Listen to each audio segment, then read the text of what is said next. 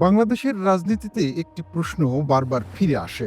জামাত ইসলাম কি কখনো নিজের পায়ে দাঁড়াতে পেরেছে, নাকি প্রতিবারই কোনো না কোনো বড় দলের ঘাড়ে চড়েই রাজনীতির অক্সিজেন নিয়েছে?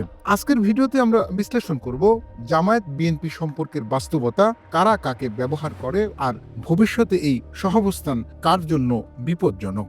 রাজনৈতিক বাস্তবতা হলো জামায়াত কখনো একটি স্বয়ংসম্পূর্ণ জাতীয় দল হয়ে উঠতে পারেনি, কারণ তাদের গণভিত্তি সীমিত, নির্বাচনে এককভাবে দাঁড়ানোর সক্ষমতা নেই, রাষ্ট্র পরিচালনার কোনো গ্রহণযোগ্য রোডম্যাপ নেই। ফলে কারো না কারো উপর ভর করেই তাদের রাজনীতি করতে হয়।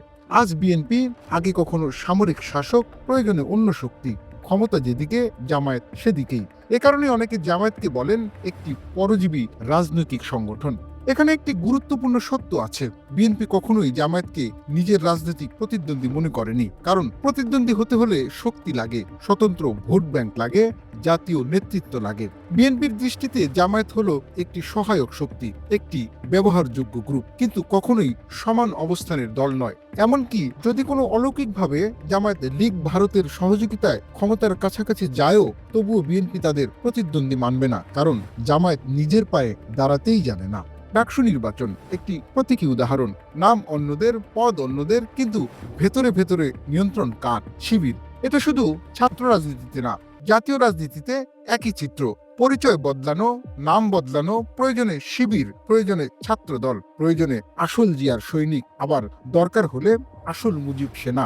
এই রূপ বদলই জামায়াত ইসলামী রাজনীতির প্রধান প্রতিভা। সাম্প্রতিক আলোচনার কেন্দ্রে তারেক রহমানের সঙ্গে জামায়াত নেতাদের দেখা। প্রশ্ন হলো, এটা কি শুধুই সৌজন্য সাক্ষাৎ, নাকি রাজনৈতিক দর কষাকষির সূচনা?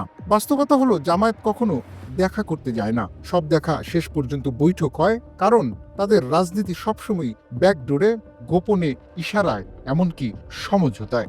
জামায়াতের আরেকটি বড় অস্ত্র অত্যন্ত আগ্রাসী রাজনৈতিক আচরণ। এতটাই আগ্রাসী যে সাধারণ মানুষ তো দূরের কথা, রাজনীতিতে থাকা মানুষও বিভ্রান্ত হয়ে পড়ে। কে আসল, কে নকল, কে কোন দলে?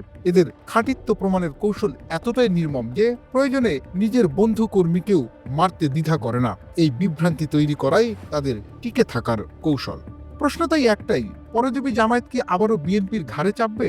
ইতিহাস বলছে সুযোগ পেলে অবশ্যই, কিন্তু প্রশ্ন হলো এই বোঝা বহন করার মূল্য বিএনপি কতটা দিতে প্রস্তুত। রাজনীতিতে বন্ধুত্ব স্থায়ী নয়, স্বার্থই শেষ কথা, আর জামাতের স্বার্থ ক্ষমতার পাশে থাকা, তা সে যেদিকেই হোক।